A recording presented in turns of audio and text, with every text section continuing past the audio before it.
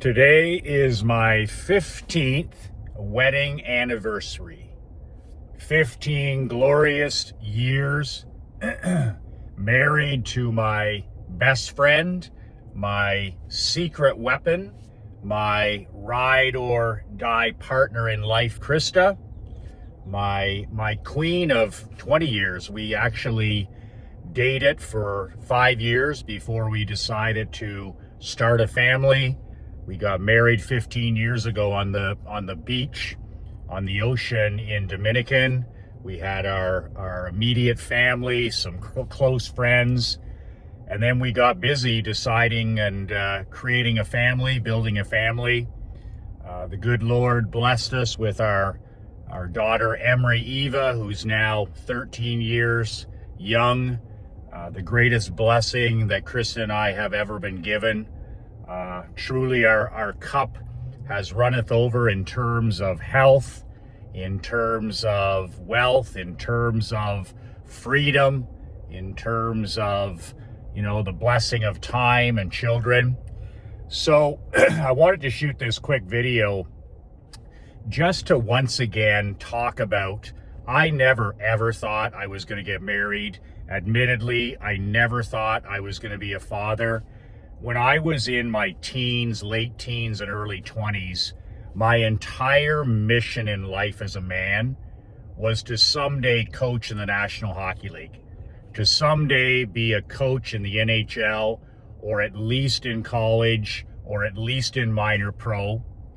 And I got halfway there by the age of 25, 26. I was coaching minor pro in the United League and the Colonial League. That's about 10,000 steps from the NHL, but that made me the youngest coach in pro hockey at the time, at the age of 24, 25, and 26. The thing that I was most proud about was the fact that I never ever played hockey at the pro level. I never played high level hockey. I didn't have the skills. I didn't have the ability. So coaching was the next best thing. My dad said, you have a passion for the sport of hockey. He said, if you want to stay in the game, you're never, ever going to do it as a player.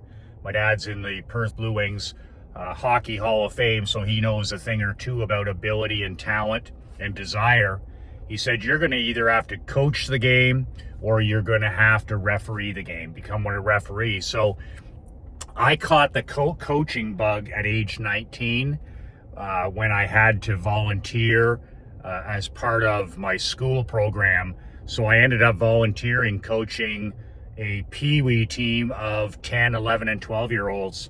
And I'll never forget, after the very first practice, I came home and said to my mom and dad, I know exactly what I want to do with my life.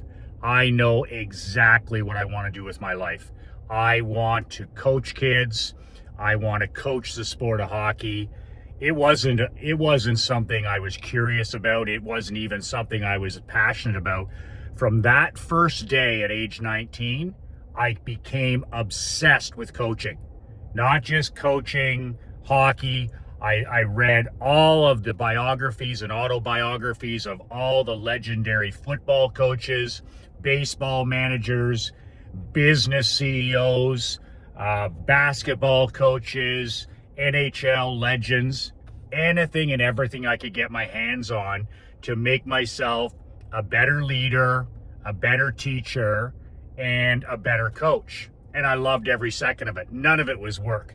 And I was willing to pay the ultimate price to get to the National Hockey League, or at least to make a living of it. I was willing to put in the 10, 12, 18-hour days. I was willing to sleep on my office couch from time to time.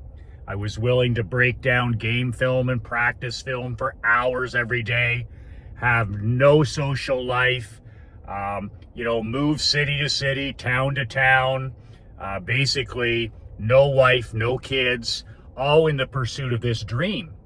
And I have no regrets. But it's interesting, after I got fired after my second job in minor pro, I returned home for a few days, and I remember walking into my dad's insurance office at the time, and I sat down, and I was fired a few days before that. It was extremely difficult to be fired publicly like that, because when you get the pipe in sports, if you're at the pro level, even the minor pro level, immediately you got to answer questions from the radio guys, the television guys, online, offline. So you really don't have any time to mourn the loss of your job. You almost have no control. In my situation, part of the reason I was fired was the team was in financial problems.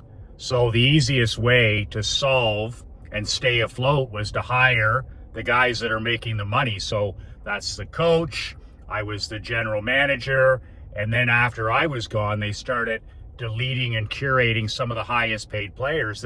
Simply the team had no money. The owners were having financial problems. Easiest guy to get rid of is the coach and the manager.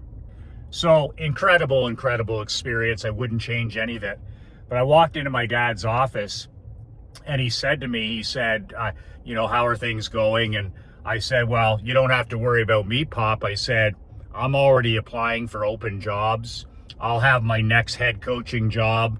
I'll know where I won't be here much longer. I'm applying for different jobs. It's just a matter of where I land.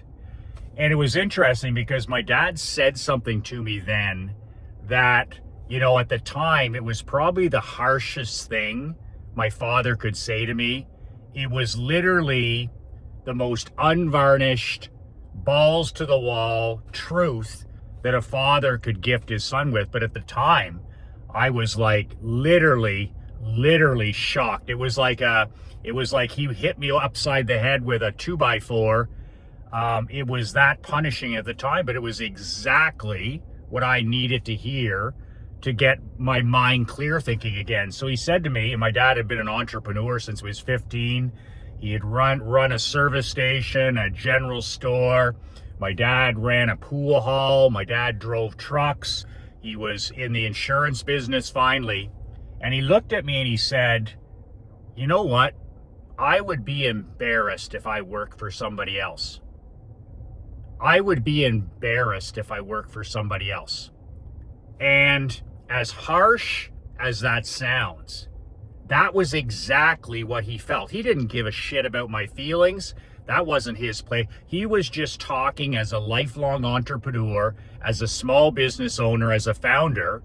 He was like, I could never see myself with any other life than being an entrepreneur and being 100% in control of my life, good and bad. Every victory, every defeat was at his feet. He wanted to be in control. He never wanted to sell his life for a paycheck. He never wanted to sell his time for a salary. He gets one shot at this. He wanted to be the entrepreneur in charge. So those words really stung, but he continued. He said, he says, I know you have a passion. You're obsessed with the sport of hockey. He said, but is there not a way that you can find where you're in charge, where you're the owner, you're the manager, and you're the coach, and you don't have to constantly be looking over your shoulder, worried about getting fired, worried about packing up, worried about having to move to another city. And that was the very first time in my life. I was 26 at the time, 27. And I thought to myself, I said, I never thought about owning my own franchise, owning my own junior hockey team and working with these kids. These kids are 16 to 20 at that age. They're amateurs. A lot of them are in high school. A lot of them are in college and university. And a lot of them want to get U.S. Division I scholarships. So it's a wonderful level where you have student athletes who are strong students and strong athletes. And it was like a light bulb went off in my head. So I thought to myself, I did a little bit of research after, and I found out that there was a junior A team 30 minutes from where my parents lived, 30 minutes, half an hour away, that had come up for sale. And it was one of the most historic junior franchises. And to make a short story long, I ended up buying that franchise 3 weeks later, and the rest is history. I never, ever, ever took another pro job. I coached that franchise. I sold that franchise. I ended up working with my dad shoulder to shoulder, belly to belly in the family insurance business for 17 glorious years. some of the best times of my life. But it all started with that conversation. I would be embarrassed if I had to work for anybody else. And my dad had some questions that day in my office. He's like, so you get another job, you're selling your life for a salary or a paycheck. You'll probably coach 2 or 3 years again. The team will lose eventually, or the team will be in financial problems. You'll get fired. Coaches are hired to be fired. Tom Landry got fired. Scotty Bowman got fired. Everybody gets fired eventually. He said, what kind of a life is that? What kind of an existence is that for your wife and your kids? And that was the first time I ever thought about marriage, the first time I ever thought about being a father. And he said, you're going to end up coaching hockey in 10 to 15 different towns and cities for 10 to 15 different owners. And each time it's going to end badly with you having to pack up and move on. What kind of, do you see yourself getting married? I didn't have an answer. He said, do you see yourself having children? Because my dad is so pro-marriage, so pro-children. He said, do you see yourself as a father? Once again, I didn't have an answer. He said, if you get married, you meet the right person, and you have a family, is your wife going to have to pack up the house every 4 or 5 years? Is your family going to have to worry about you getting the pipe every 3, 4, 5 years? How many schools are your kids going to have to go to? How many times are your kids going to have to make all new friends? He's like, the closest example is like a military life where your kids grow up and it's like a gypsy lifestyle, he called it, where you just go from town to town. It's almost like you're part of the circus. He said, what if you could find a way for you to be the owner, for you to be the manager, for you to be your own boss? He says that'll scratch that itch of coaching, but he says you never have to worry about being fired or replaced, and you can run your own show. He said, actually, with your marketing abilities, your marketing and promotion advertising abilities, he goes, I think you're the perfect guy to own a franchise and coach it. So that was my wake-up call at age 26. And that was my freedom wake-up call. No more trading my life for a salary. No more building somebody else's championship dream. No more winning championships for some other owner. No more, traveling, eating in restaurants, working 18 hours a day, having no life outside the game. And from that day forward, when I bought my own team, it was no different than owning the insurance agency or the barber shop or my coaching consulting business I now run with my business partner, Mark Andre. We're in charge. We're now wealthy in time. We're wealthy in autonomy. We're wealthy in self-responsibility. We're wealthy in freedom. We're wealthy in independence. And that's where you get true peace of mind. We're wealthy in true peace of mind. If we want to drive our kids to school, we can drive our kids to school. In my case, Krista and I are homeschooling Emery because I'm an entrepreneur. So I became a hockey entrepreneur, and I loved every second of it. And after that, I bought my hometown Perth Blue Wings junior team, and I took that team on and off the ice from the outhouse to the penthouse with a Barclay Cup championship, the first one in 24 years in 2019.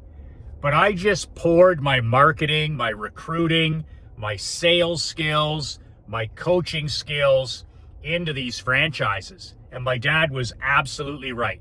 I was able to run it my way. I was responsible for every win. I was responsible for every loss.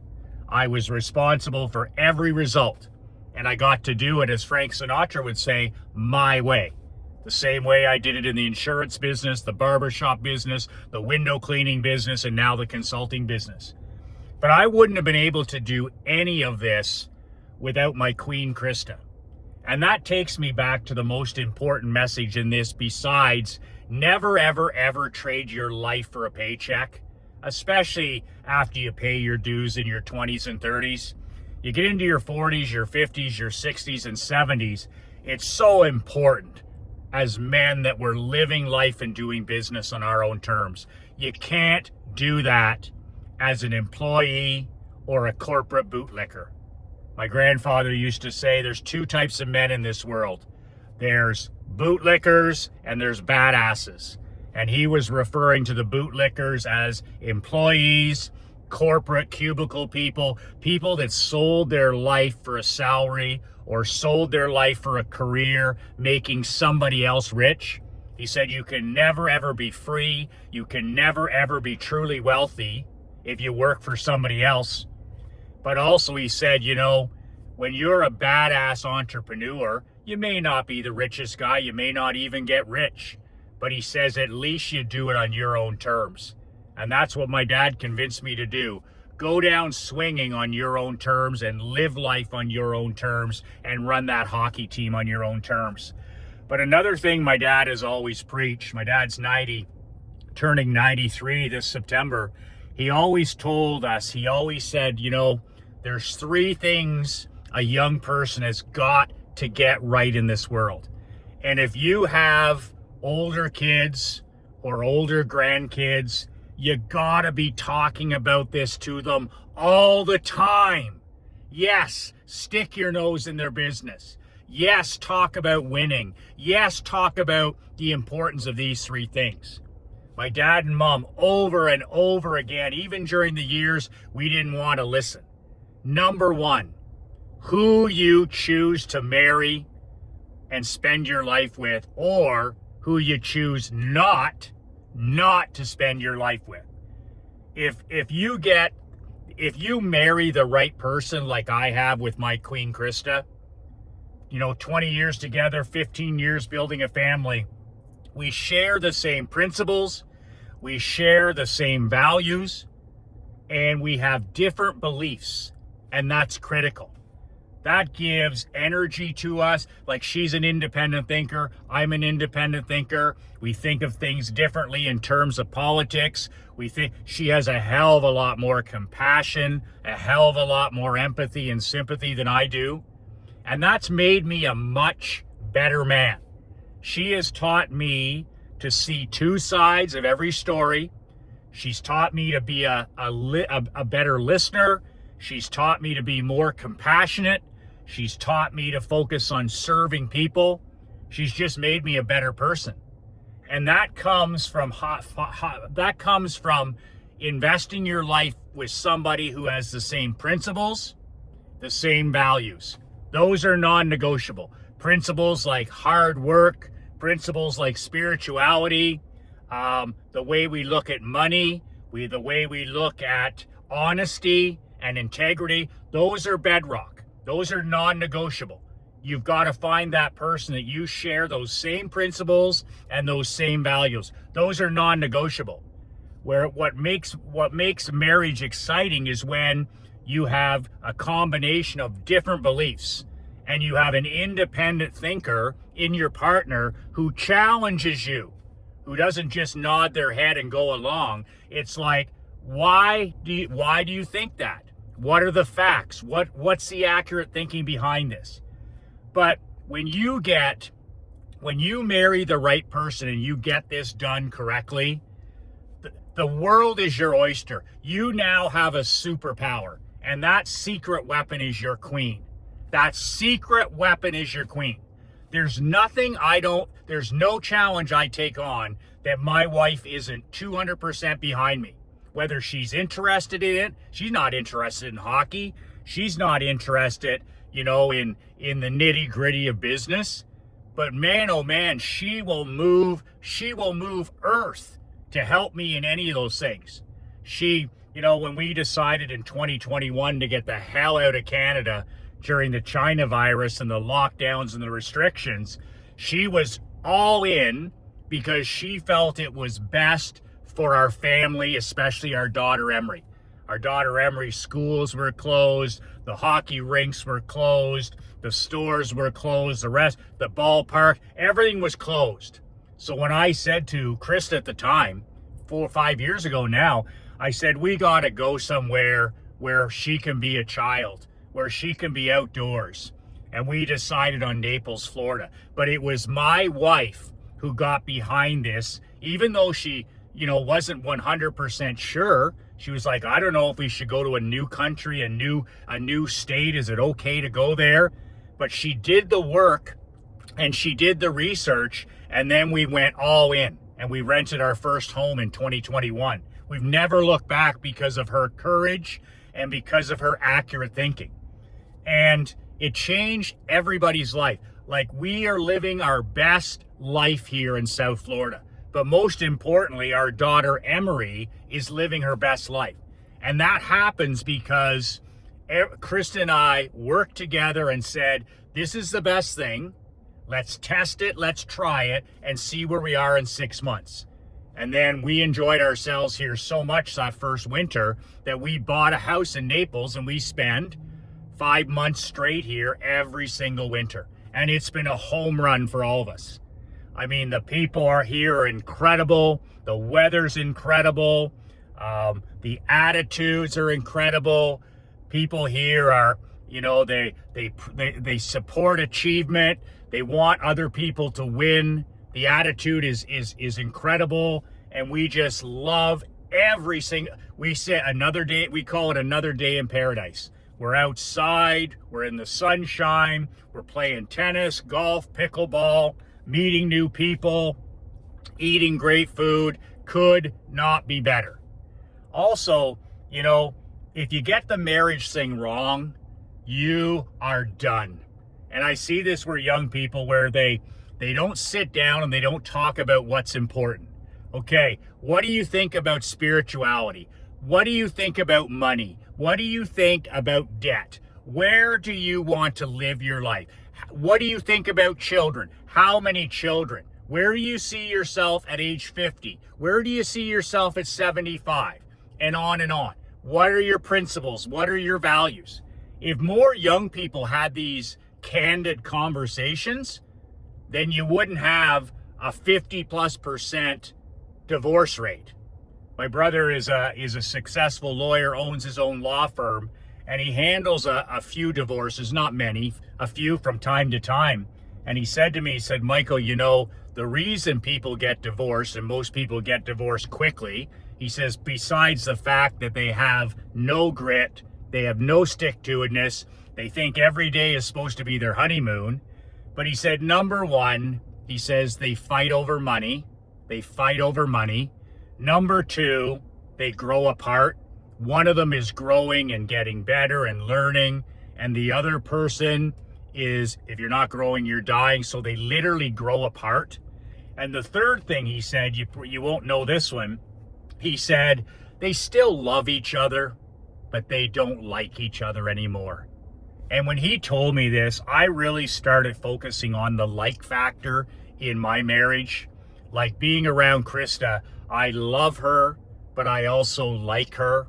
I love spending time with her. I love sitting out in the hot tub with her in the spa. I love playing pickleball with her. I love walking with her. I love our date nights. I just like spending time with her. I like who she is. I respect who she is. So you have to love and like the person, because you're going to spend, God willing, decades together. So you got to get the marriage thing right, and that's a message that a father has to and a mother have to deliver consistently. If they get that wrong, you're living life on hard mode. But if you get it right, life becomes a beautiful, beautiful thing, even during difficult times. Secondly, my dad always said, what you choose to do for your life, what becomes your career? Entrepreneur, business owner, do you work for a faceless corporation? Are you a contractor? Whatever. But you gotta be good at what you do. None of this, do what you're passionate about. I mean, we'd all be lying in hammocks drinking beer. But you gotta look into your strengths. What comes easy to you? What comes easy to your kids? And really pour themselves into that. Like, there's some men, some women who are born to be electricians, or born to be carpenters, or born to be musicians, or born to be real estate agents, or born to be jewelers, or born to be golf pros. And that's what you got. If you're not good at something, it's hard to like it for a long time. And if you're good at it, you're going to like it. There's going to be good days and bad days. But when the tough times come, you're not going to quit because you're good at it and you like it. You get those two combinations and it makes you unstoppable. So what our children decide to do when they choose their career after their 20s and they get into their 30s, man, oh man, are you good at this and do you enjoy it? And if you can check those two boxes, you know, and you have a secret weapon, queen, man, you're unstoppable. The last thing, and most guys are afraid to talk about this as well, is where you choose to live. We're not rooted trees, as the great Dan Kennedy would say. You know, he said to me when I was whining and crying, Dan Kennedy's my business mentor, my marketing mentor, and I was bitching and complaining and whining about, you know, all the restrictions and the lockdowns in 2020 during the COVID thing. And he said, you know, Michael, you're not a rooted tree. You can move. You can get up and move. If you don't like it where you are, you can move. You're not a rooted tree. And then he said, you know those big green signs there on the off-ramps on the freeway? Those are to other towns and cities.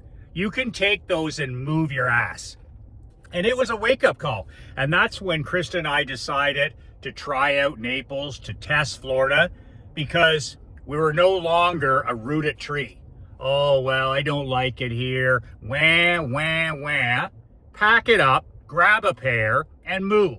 Life is about adventure. Life is about trying new things. Life is about travel. Life is about meeting new people. Life is about getting out of your rut or your comfort zone, which I was in.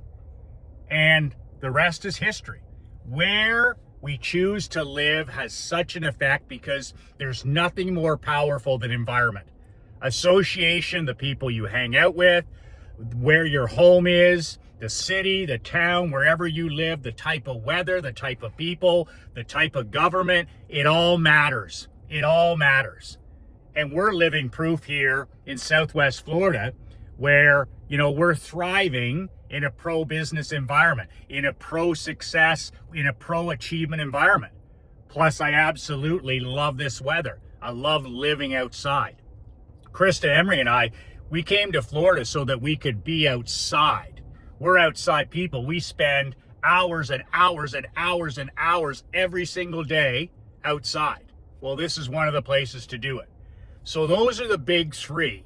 And number one is who you choose to marry or not marry. What you choose as your career. Don't sell away your life. Don't make somebody else rich. Don't sell away your time and your life for a salary or a paycheck.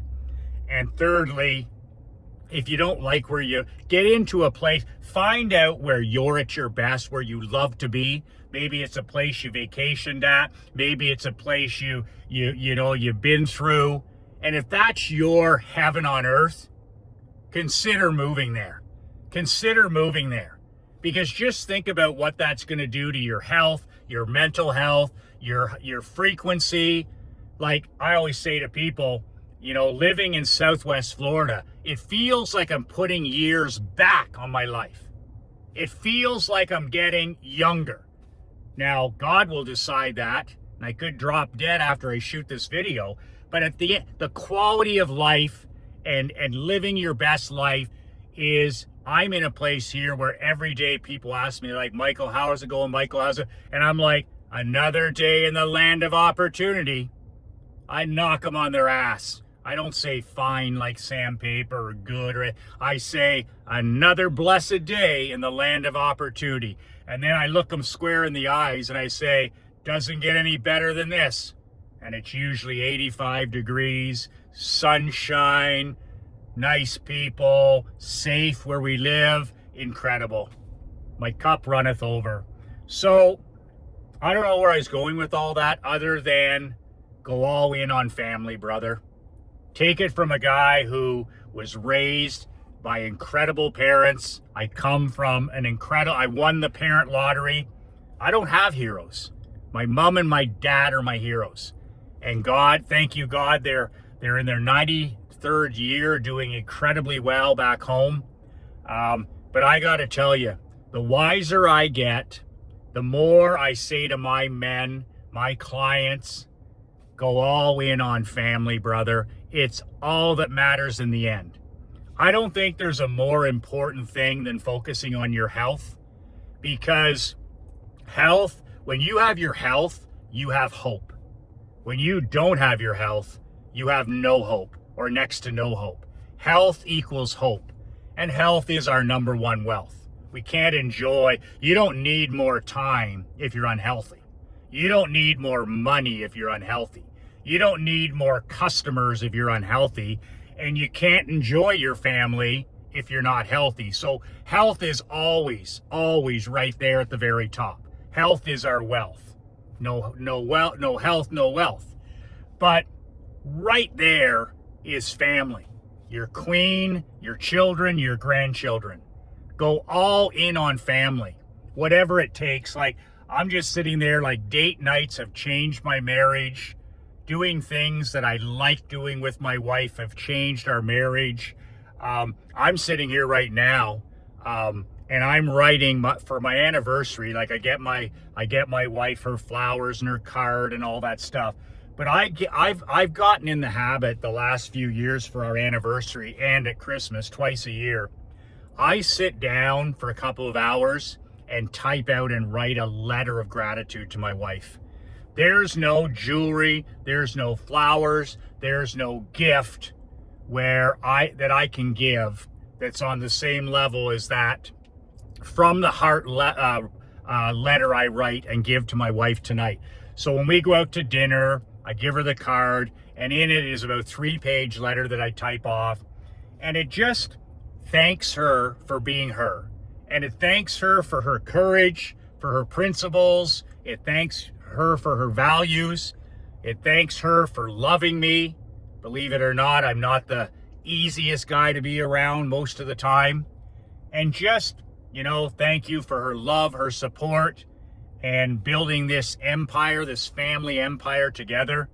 If you're not writing letters to your queen and your children, you're crazy. You're crazy. There's nothing you can do to improve and connect a relationship with your wife, with your children, with your teenagers, with your grandchildren. Most men are just too lazy to bother. I write those Christmas letters every year to Emery and to my parents and to Krista. But this anniversary letter, it comes as a surprise. And it's so important. It's a massive, massive building block in my marriage. And it shows how much I appreciate and respect our relationship and how important she is. So whenever your anniversary comes up, make a note that you're going to spend a couple hours and you're going to sit down and write a letter from the heart to your queen or to your children on their birthday or at Christmas, and you just see what happens to those relationships. Control the controllable. We can't do, and I have no control over my wife, Krista. She's an independent, wise, beautiful woman. I have no control over her. I have only control over the man in the glass. That's the reason we have a saying in our home: control the controllable. Every day we tell our daughter, control the controllable, and forget about everything with outside, the noise, the distractions, none of it. Control what you can control. Well, in marriage and fatherhood, the only thing that I can control is my actions. More is caught than taught. Krista and Emery don't need sermons. They don't need speeches. They don't need lectures. They need a man that shows up every day, 365. They need a man who is a protector. They need a man who's a provider. And they need a man who is a leader and serves other people. But they just need me to show up consistently. That's the greatest gift I can give them. And that is controlling the controllable. I have no control over my wife, but I have control over date nights. I have control over walks. I have control over writing letters. I have control over gratitude at night. I have control over all of that stuff that builds the relationship. And you have control as well, brother. That's it. I got nothing else to say. I'm looking forward to spending tonight with Emery and with my wife and going out and just celebrating this family empire that we continue to build. Brother, if you take one thing from this, go all in on family. Go all in all the way on family. It's the only thing that truly matters in the end.